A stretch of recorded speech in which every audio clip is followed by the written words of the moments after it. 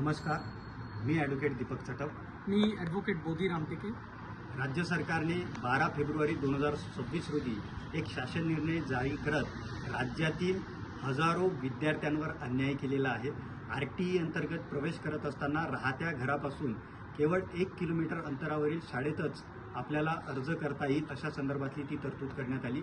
आज राज्यात हजारो गाव, वाड्या, वस्ती अशा आहेत की ज्याच्या 1 किलोमीटर अंतरावर शाळा, खाजगी शाळा देखील उपलब्ध नाही.